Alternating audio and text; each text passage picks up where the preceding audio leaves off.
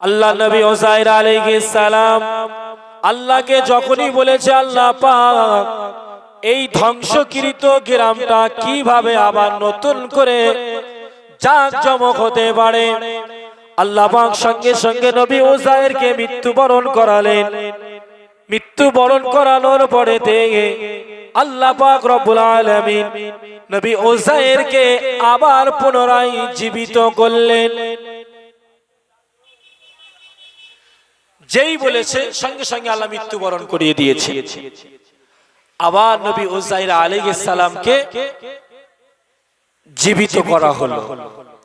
ও আমার আব্বা জান ভাই জানেরাম, নবী উযাইর আলাইহিস সালাতু ওয়াস সালামকে আল্লাহ পাক মৃত্যুবরণ তো করিয়েছিলেন ঠিকই, আবার যখন নবী উযাইরকে আল্লাহ পাক জীবিত করিয়েছিলেন, মৃত্যুবরণ করিয়েছেন আবার জীবিত করিয়েছেন এরকম নয়।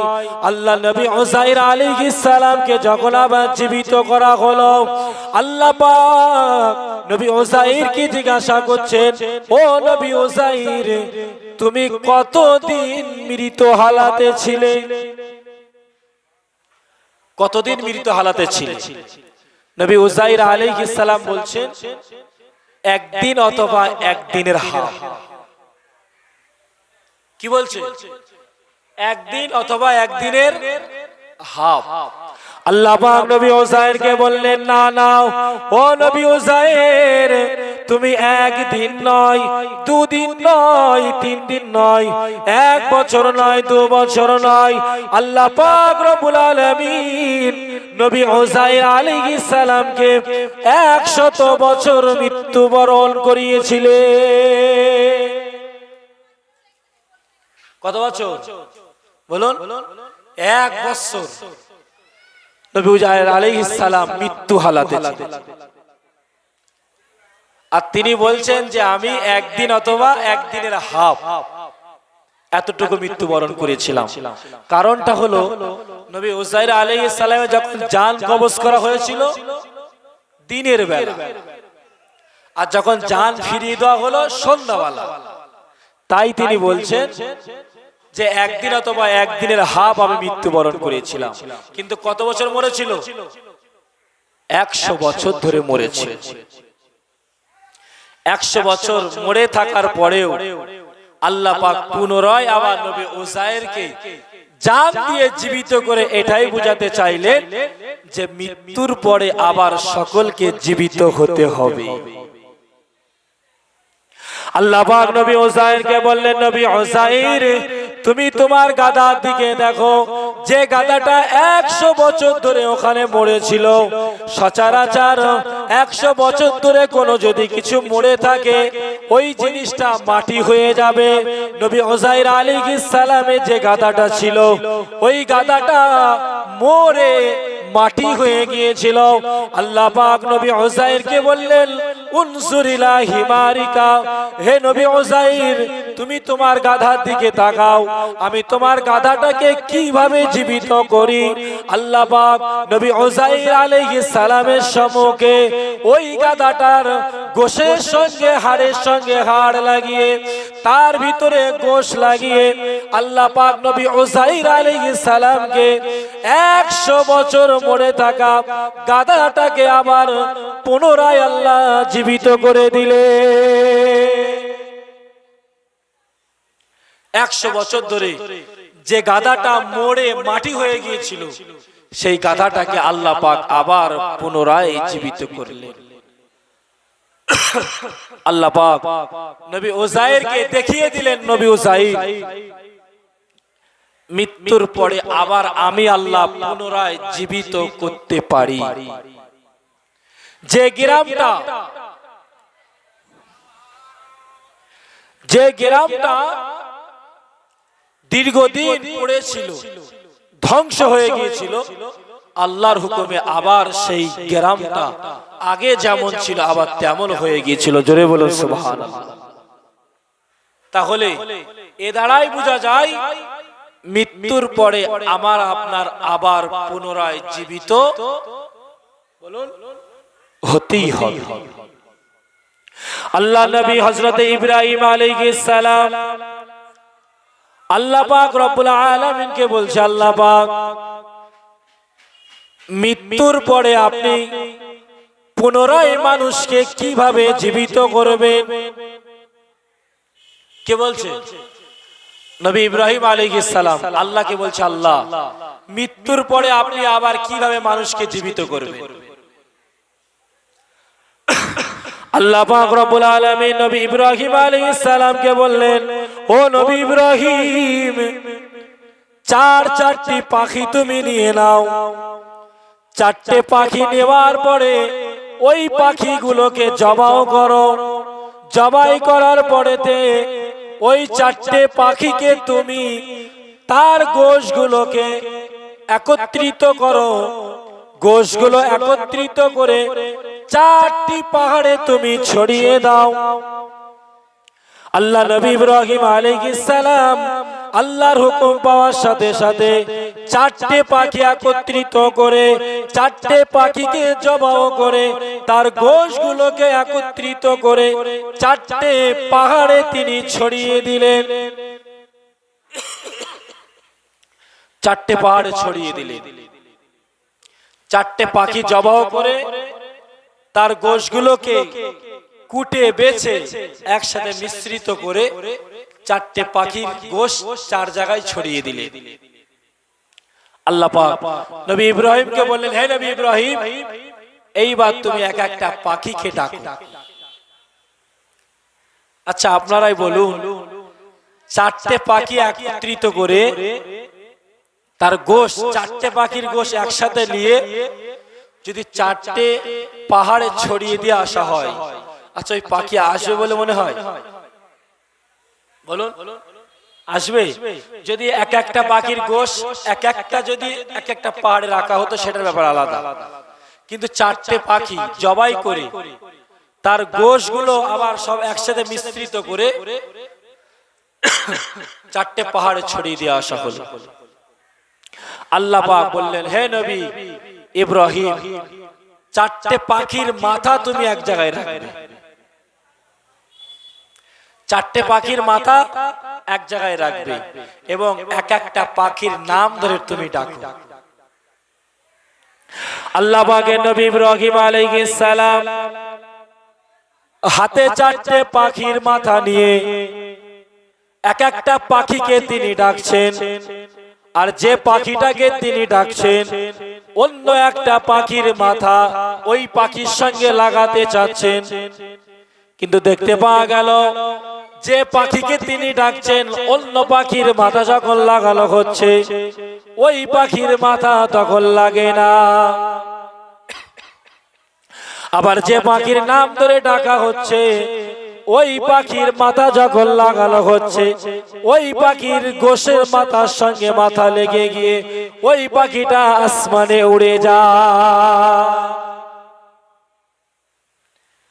যে পাখির নাম ধরে ডাকছে সেই পাখির মাথা লাগাচ্ছে না, অন্য একটা পাখি দিচ্ছে, কিন্তু দেখা যাচ্ছে সেই পাখির মাথা লেগে যাচ্ছে না। আবার যে পাখিকে ডাকছে সেই পাখির মাথা যখন লাগিয়ে দিচ্ছে আবার সেই পাখির মাথার সঙ্গে মাথা লেগে ওই পাখিটা আবার উড়ে যাচ্ছে।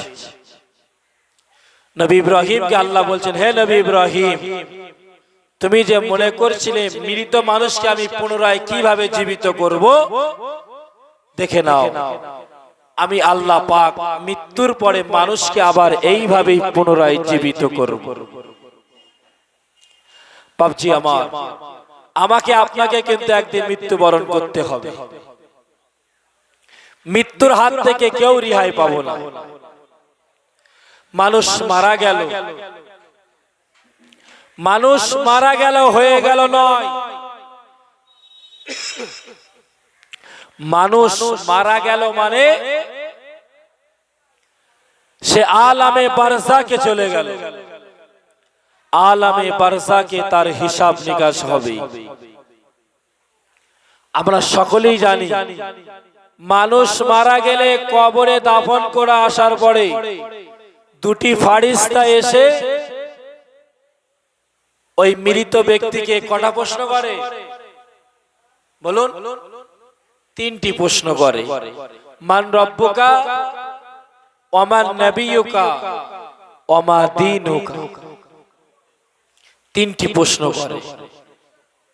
আমরা জানি তিনটি প্রশ্ন হয়, এটা তো কবরে তিনটি প্রশ্ন হয়, কিন্তু মৃত্যুর পরে আমাকে আপনাকে তিনটে প্রশ্নর সাথে সাথে আমাকে আপনাকে আরো 5টি প্রশ্নের সম্মুখীন আল্লাহর দরবারে হতে হবে। কটি? কবরে 3টি, আর আল্লাহর সম্মুখে দাঁড়িয়ে 5টি। আমাকে আপনাকে ব্রেনটে রাখতে হবে, কবরে 3টে আর কিয়ামতে 5টা। এই 3টে 5টার সঠিক জবাব যদি আমি আপনি দিতে পারি, তারপরেই কিন্তু আমি আপনি জান্নাতে যেতে পারবো। ও আল্লাহ পাকের বান্দা বান্দিরা, মানুষ মৃত্যুবরণ করার পরে মানুষের লাশটাকে সুন্দরভাবে গোসল করানোর পরে, ওই লাশটাকে জানাজা নামাজ পড়ানোর পরেতে তাকে যখন কবরে রস্ত করা হয়, কবরের ভিতরে যখন তাকে শুইয়ে দিয়ে আসা হয়, 40 কদম আমি আপনি যখন কবরকে ছেড়ে দিয়ে চলে আসি, কবরের ভিতরে আল্লাহর তরফ থেকে 2জন ফেরেশতা কবরে নেমে যায়। 2জন ফেরেশতা কবরে নেমে যাওয়ার পরেতে ওই বান্দা বান্দিকে প্রশ্ন করা হয়, বলো তোমার রবকে, বলো তোমার নবীকে, বলো তোমার ধর্ম কি। তিনটি প্রশ্নের উত্তর যদি কোনো বান্দা বান্দি দিতে পারে, ওই বান্দা বান্দির জন্য ওই কবরটা হয়ে যাবে জান্নাতের বাগান। 3টি প্রশ্নের সঠিক জবাব যদি আমি আপনি দিতে পারি, তাহলে আমার আপনার জন্য কবরটা হয়ে যাবে জান্নাতের বাগান। ও আল্লাহ পাকের বান্দা বান্দিরা, কবরের ভিতরে আল্লাহ পাকের ফেরেশতা প্রশ্ন করবে, মান রব্বুকা, বলো তোমার রবকে, বলো তোমার প্রভুকে। দুনিয়ার বুকে যদি কোনো বান্দা নামাজ পড়ে, রোজা করে, হজ করে, আর আল্লাহ পাককে যদি সে ব্যক্তি চিনে থাকে, সে সঙ্গে সঙ্গে বলে দেবে আমার রব হলো আল্লাহ। আমাদের রব কে? জোরে বলুন, আল্লাহ। যদি আমি নামাজের সঙ্গে থাকি, রোজার সঙ্গে থাকি, দ্বীনের শরিয়াতের সঙ্গে যদি মিশে থাকতে পারি, তারপরেই কিন্তু বলতে পারবো যে আমাদের প্রভু হলো আল্লাহ। কিন্তু আমি আপনি মনে করছি যে 3টে প্রশ্নের জবাব সঙ্গে সঙ্গে দিয়ে দেব। যে ফেরেশতা কবরে আসবে, ওই ফেরেশতাকে দেখে ভয়তে সব হয়ে যাবে। বলা তো অনেক দূরের কথা, ফেরেশতাকে দেখে ভয় থেকে মানুষের হয়ে যাবে। আরে বাবা, এ কি? ফেরেশতার চেহারা দেখে মানুষ ভয় পেয়ে যাবে, কিন্তু তার ভিতর দিয়েও যদি বান্দা বান্দি 3টি প্রশ্নের উত্তর যদি দিয়ে দিতে পারে, আল্লাহ পাক সঙ্গে সঙ্গে তার জন্য কবরটা জান্নাতের বাগিচা বানিয়ে দেবে। জোরে বলুন সুবহানাল্লাহ। আল্লাহ পাকের ফেরেশতা 2য় নম্বর প্রশ্ন করবে, বান্দা বলো ওমান নবিয়ুকা, তোমার নবীর নামটা তুমি বলো। পৃথিবীর বুকে এমন মানুষ আছে যারা নিজের নবীর নাম বলতে পারে না। আমাদের নবীকে এইটাও বলতে পারে যে আমাদের নবী। আচ্ছা, আমাদের নবীর নাম কি বলেন তো? একটু জোর করে বলেন। অনেকেই জানেন না নাকি? না, নবীর নাম নিলে গুনাহ হয়। সকলে জোরে বলেন, হযরত মুহাম্মদ সাল্লাল্লাহু আলাইহি ওয়াসাল্লাম। কবরের ভিতরে জিজ্ঞাসা করা হবে, বলো তোমার নবী কি? কবরের ভিতরে যখন কোনো বান্দা বান্দি বলে দেবে আমাদের নবী হলো হযরত মুহাম্মদ সাল্লাল্লাহু আলাইহি ওয়াসাল্লাম, 3য় নম্বর প্রশ্ন করা হবে, বলো তোমার দ্বীন কি, তোমার ধর্ম কি। যখন কোনো বান্দা বান্দি বলে দেবে যে আমার ধর্ম হলো ইসলাম ধর্ম। আল্লাহ পাক সঙ্গে সঙ্গে ফারিস্তাকে বলবে, ও আমার ফারিস্তা, আমার বান্দা বান্দিকে আর কষ্ট দিও না। আমার বান্দা বান্দি তিনটি প্রশ্নের উত্তর দিয়ে দিয়েছে। ও আমার ফারিস্তারা, জান্নাত থেকে জান্নাতি বালি, জান্নাতি বিছানা, জান্নাতি পোশাক নিয়ে গিয়ে আমার বান্দা বান্দির কবরে দিয়ে আসো, কবরে পৌঁছে দাও এবং কিয়ামত পর্যন্ত আমার বান্দা বান্দিকে ঘুমিয়ে পাড়িয়ে দাও। তিনটি প্রশ্নের উত্তর দেওয়ার সাথে সাথে আল্লাহ বলবে, জান্নাত থেকে বালিশ, জান্নাত থেকে বিছানা, জান্নাতি পোশাক নিয়ে আমার বান্দাকে বান্দিকে শান্তির ঘুমে ঘুম পাড়িয়ে দাও। জোরে বলুন সুবহানাল্লাহ। ও আল্লাহ পাকের বান্দা বান্দিরাও, কিন্তু কবরের ভিতরে যে বান্দা বান্দি তিনটি প্রশ্নের উত্তর দিতে পারবে না, তিনটি প্রশ্নের উত্তর যে বান্দা বান্দি দিতে পারবে না, ওই দুজন সওয়াল জবাব ফেরেশতা চলে যাবে। আল্লাহর দুজন আযাবের ফেরেশতা কবরের ভিতরে চলে আসবে। সওয়ালের জবাব দিতে পারলে ভালো, আলহামদুলিল্লাহ। আর যদি সওয়ালের জবাব না দিতে পারি, সওয়ালকৃত যে ফেরেশতা আছে চলে যাবে, তারা চলে যাবে। আবার দুজন ফেরেশতা কবরে আসবে। তাহলে যারা সওয়ালের জবাবটা ভালোভাবে দিয়েছে তাদের কবরটা জান্নাতের বাগান হয়ে গেছে। আর যে ব্যক্তি সওয়ালের জবাব দিতে পারবে না, দুজন ফেরেশতা চলে আসবে, আবার দুজন আসবে। যে ফেরেশতার ব্যাপারে হাদিস পাকের ভিতরে পাওয়া যায়, যে বান্দা বান্দি সওয়ালের জবাব দিতে পারবে না, আল্লাহ পাক দুজন আযাবের ফেরেশতা পাঠিয়ে দেবেন কবরের ভিতরে।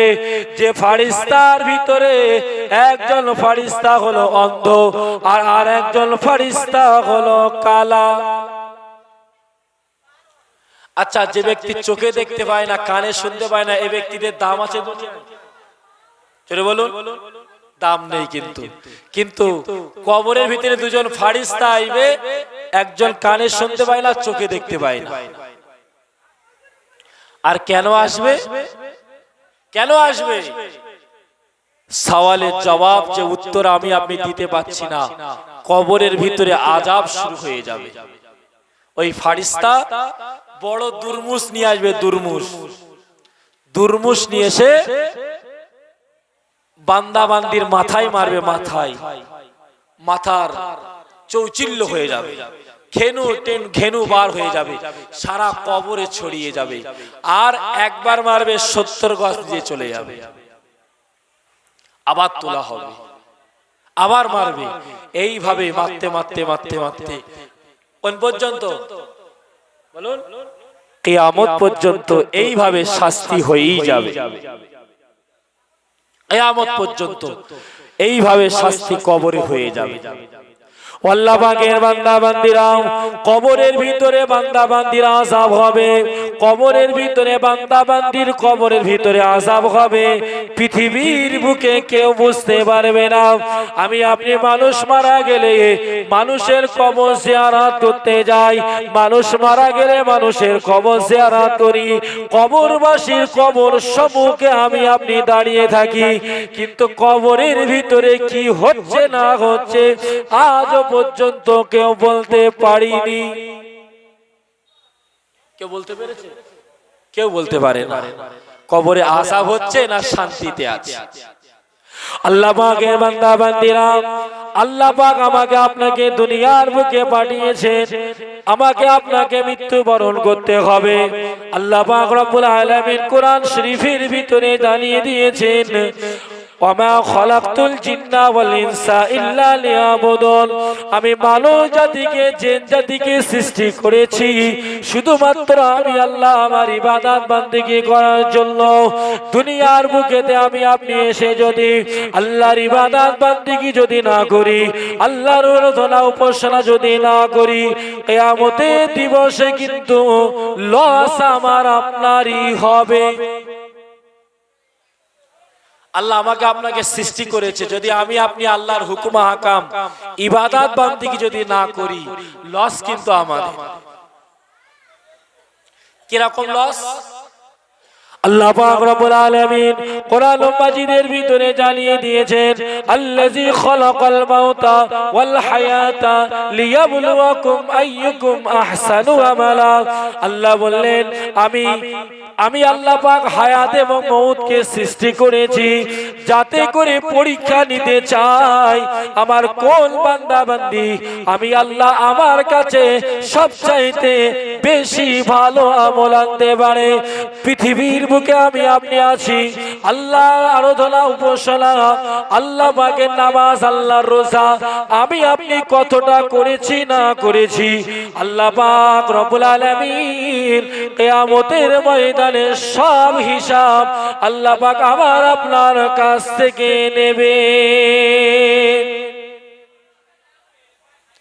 কতটা আমল করেছি, কতটা ভালো কাজ করেছি, পূর্ণাঙ্গ হিসাব আল্লাহ আমাকে আপনাকে কিয়ামতের ময়দানে নেবে। ও আল্লাহর বান্দা বান্দিরা, পৃথিবীর জমিনে আমি আপনি বসবাস করি, রিজিকে পাওয়ার জন্য বিভিন্ন প্রকার কাজ করি। আল্লাহ পাকের বান্দা বান্দিরা, মনে রেখে দিন, জেনে রেখে দিন, পৃথিবীর বুকে আপনি যে কাজে লিপ্ত থাকুন না কেন, পৃথিবীর বুকে আপনি যে কাজটা করেন না কেন, পৃথিবীর বুকে আপনি যে হালাতে থাকেন না কেন, আল্লাহ পাক রব্বুল আলামিন তিনি জানিয়ে দিয়েছেন, কুল্লু নাফসিন যায়িকাতুল মাউত, প্রত্যেকটা নাফসকে একদিন না একদিন মৃত্যুর স্বাদ গ্রহণ করতে হবে। আমি আপনি যে হালাতে থাকি না কেন, নামাজি হালাতে থাকি না কেন, রোজা হালাতে থাকি না কেন, যে হালাতে আমি আপনি থাকি না কেন, মৃত্যুর যখন সময় হয়ে যাবে, মৃত্যুর যখন টাইম হয়ে যাবে, এহ জগৎ ছেড়ে, দুনিয়ার মহব্বতকে ছেড়ে, বিবি বাল বাচ্চার মহব্বতকে ছেড়ে আমাকে আপনাকে বড় জগতের বাসিন্দা হতে হবে। এমন একটা জায়গায় চলে যেতে হবে, এমন একটা জায়গায় আমাকে আপনাকে শুইয়ে দিয়ে আসা হবে, যে জায়গায় পৃথিবীর বুকে কোনো মানুষ সঙ্গী হয় না। আচ্ছা, কবরের সাথে কেউ হয় বাবু? কেউ থাকে? বলুন। আপনার প্রাণ প্রিয় যে মা আপনাকে 10 মাস 10 দিন গর্ভে ধারণ করেছে, সন্তান মারা গেলে মা কবরে থাকে। আপনি যাকে সবচাইতে বেশি ভালোবাসেন, আপনার প্রাণ প্রিয় স্ত্রী, আপনি মারা গেলে আপনার স্ত্রী কবরে থাকবে। কথা বলুন। আল্লাহ পাক রব্বুল আলামিন কোরআন মাজিদের ভিতরে জানিয়ে দিয়েছেন, আফা হাসিবতুম আন্নামা খলাকনাকুম আবাসা ওয়া আন্নাকুম ইলাইনা লা তুরজাউন। বান্দা বান্দি, তোমরা কি মনে করছো আমি আল্লাহ তোমাদেরকে এমনি সৃষ্টি করেছি আর তোমাদের কি আমি আল্লাহ আমার কাছে আসতে হবে না?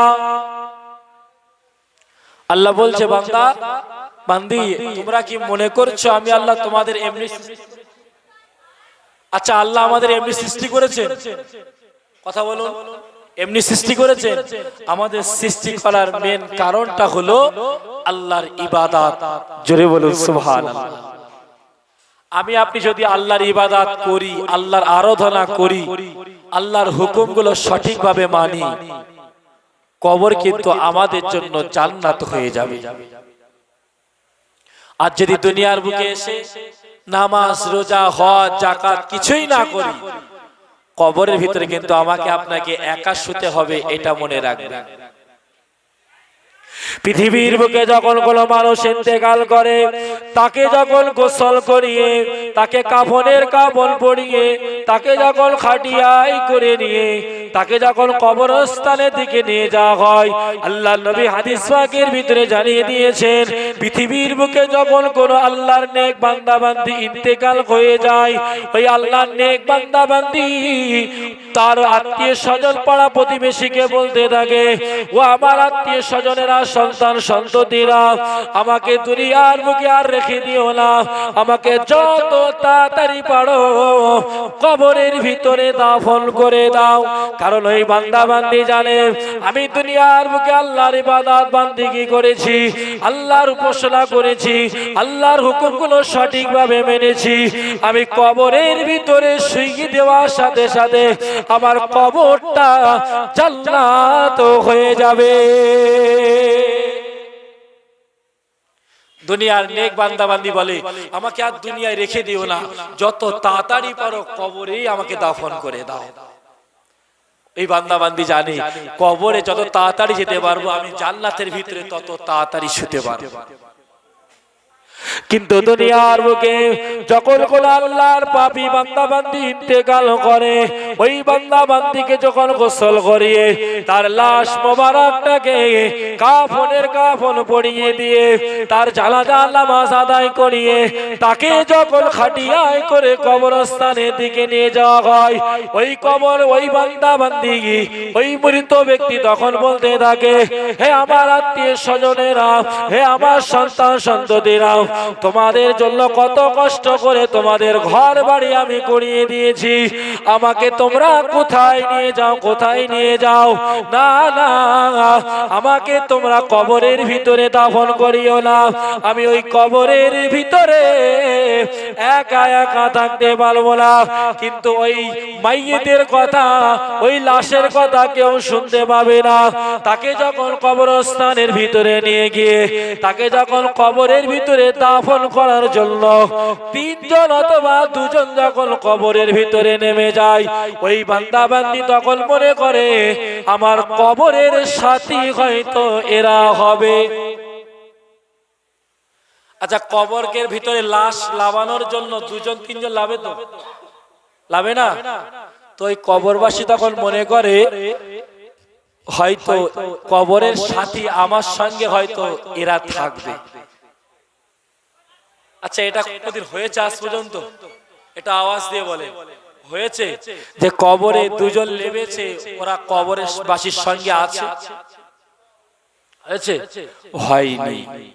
কবরবাসীকে যখন কবরের ভিতরে দাফন করিয়ে দেওয়ার পরে দুজন তিনজন যখন লেবে যাওয়ার পরে তার বুকের ওপরে যখন আতালি দেওয়া শুরু হয়ে যায়, বাঁশ যখন সাজানো শুরু হয়ে যায়, আস্তে আস্তে যখন একজন উঠে যায়, কবরবাসী তখন মনে করে হয়তো একজন উঠে গেছে আর একজন আমার সঙ্গে থাকবে। কিন্তু না না না, আস্তে আস্তে যখন সবাই উঠে যাবে, ওই বান্দা বান্দি তখন মনে করবে, হায় রে, এই কবরের ভিতরে আমি একা কি করে থাকবো?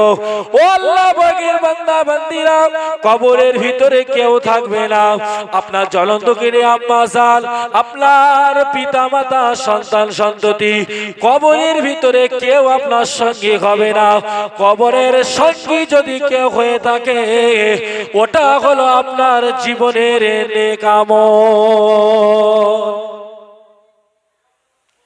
কবরের সঙ্গী যদি কেউ হয়ে থাকে, সেটা হলো আপনার জীবনের নেক আমল। আপনি নামাজ পড়েছেন, রোজা করেছেন, হজ করেছেন, আল্লাহর হুকুম বিধি বিধানগুলো সঠিকভাবে মেনেছিলেন। আপনি আচ্ছা, নামাজ পড়লে কি সওয়াব হচ্ছে দেখা যায়? নামাজে পড়লে সওয়াব কি হচ্ছে দেখা যায়? কথা বলুন। রোজা করেছি 1 মাস, কি সওয়াব হয়েছে দেখা যায়? আপনি একটা মানুষের 10 টাকা দান করেছেন, কি সওয়াব হচ্ছে দেখতে পেয়েছেন? সব দেখতে পাবেন। আপনি যখন মুসিবতের ভিতরে পড়বেন, যা আপনি দেখতে পাননি, আপনি সেগুলো কবরে যখন যাবেন, নামাজ পড়েছেন, রোজা করেছেন, যে সওয়াব আপনি পেয়েছেন, ওই সওয়াব কিয়ামতের ময়দানে কবরের ভিতরে আপনার সঙ্গী হয়ে যাবে। জোরে বলুন সুবহানাল্লাহ। আমি আগেই বলেছি, কোরআন পাকের প্রথম শুরুতেই বলেছি, যারা দুনিয়ার বুকে আল্লাহর সম্মুখে দাঁড়ানোর ভয়ে যারা জীবন যাপন করে দুনিয়ার বুকে, আল্লাহ তাদের জন্য রেখে দিয়েছে 2টি জান্নাত। জোরে বলুন সুবহানাল্লাহ। কবরের ভিতরে কটা প্রশ্ন হবে? বলুন তিনটে প্রশ্ন, তোমার রব কে, তোমার নবী কে, তোমার ধর্ম কি? তিনটে প্রশ্নের সওয়াল জবাব যদি আমি আপনি দিতে পেরেছি, কবর আমার আপনার জন্য জান্নাত হয়ে যাবে। আল্লাহ পাকের নবী হাদিস পাকের ভিতরে জানিয়েছেন, আল কবরু ইম্মা রাউদাতুম মির রিয়াজিল জান্নাহ ওয়া ইম্মা হুফরাতুম মিন হুফারিন নার। কবর কারোর জন্য জান্নাত, কবর কারোর জন্য জাহান্নাম। পৃথিবীর বুকে, দুনিয়ার বুকে যে বান্দা বান্দি আল্লাহর জন্য নামাজ পড়েছে, পৃথিবীর বুকে যে বান্দা বান্দি আল্লাহকে খুশি করার জন্য রোজা করেছে, পৃথিবীর বুকে যে বান্দা বান্দি আল্লাহকে খুশি করার জন্য দান খায়রাত করেছে, পৃথিবীর বুকে যে বান্দা বান্দি আল্লাহর হুকুম বিধিবিধানগুলো সঠিকভাবে পালন করেছে, ও আল্লাহ পাকের বান্দা বান্দিরা, এমন একজন বান্দা বান্দি যখন মৃত্যু বরণ করবে, তার লাশ মোবারকটাকে যখন গোসল করিয়ে কাফনের কাপড় যখন পরিয়ে দিয়ে তাকে যখন কবরের ভিতরে রেখে দিয়ে আসা হবে, ওই কবর তার জন্য হয়ে যাবে জান্নাতের বাগান। ওই ব্যক্তির জন্য কবরটা হলো জান্নাতের বাগান। কিন্তু দুনিয়ার বুকে যে বান্দা বান্দি আল্লাহর হুকুম বিধি বিধান গুলোকে না মেনে নামাজ রোজা না করে নিজের খামখেয়ালি মতন ঘুরে বেরিয়েছে, ওই ব্যক্তির জন্য কবরটা হবে জাহান্নামের গাড্ডা। আজকে আমরা জাহান্নামের ভয় থেকে দূরে আছি, কবরের ভয় থেকে আমি আপনি দূরে সরিয়ে আছি। মৃত্যু যে হবে আমার আপনার, এই থেকে আমি আপনি অনেক দূরে আছি। আল্লাহ নবী হাদিস পাকের ভিতরে বলেছেন, কুন ফিদ দুনিয়া কাআন্নাকা গরীব আও আবিরুস সাবিল। তোমরা দুনিয়ার বুকে এমন ভাবে বসবাস করো তোমরা জানো একজন পথিক অথবা প্রবাসী। কি বলেছেন নবী? তোমরা একজন পথিক অথবা প্রবাসী, তোমরা দুনিয়ায় বসবাস করো এই চিন্তা ভাবনা নিয়ে। লক্ষ্য রাখুন, একটা ব্যক্তি বিদেশে গিয়েছে, তার ভারত থেকে তার পাসপোর্টে 3 বছরের ভিসা দেওয়া হয়েছে। আচ্ছা, ওই ব্যক্তিটা 3 বছরের অধিকার থাকতে পারবে? বলুন, থাকতে পারবে না। কারণ তার ভিসা ইসলাম মারা আছে 3 বছর, 3 বছরের অধিক থাকতে পারবে না। একটা রাস্তার ভিক্ষুক ধরেন সেই বারাসাত থেকে এসেছে আমাদের এই গ্রামে। আচ্ছা, ওর যখন ভিক্ষা করা শেষ হয়ে যাবে, ও কি এখানে থাকবে? আর থাকবে? থাকবে না। তার ভিক্ষা করা হয়ে গেল, সে আবার তার দেশে তার বাড়িতে চলে যাবে। বাবজি আমার, আমিও আপনি কিন্তু এরকম একটা ভিসা, এইরকম একটা পথিক হিসাবে দুনিয়ার বুকে এসেছি। আমি আপনি একটা ভিসা নিয়ে এসেছি, 60 বছর 70 বছর, কারোর 80 বছর 20 বছর, যা যেরকম আল্লাহ ভিসা দিয়েছে। আমার আপনার ভিসা শেষ হয়ে যাবে, আল্লাহর ফেরেশতা আজরাইল আলাইহিস সালাতু ওয়াস সালাম আমার আপনার জান কবজ করে নিয়ে চলে যাবে।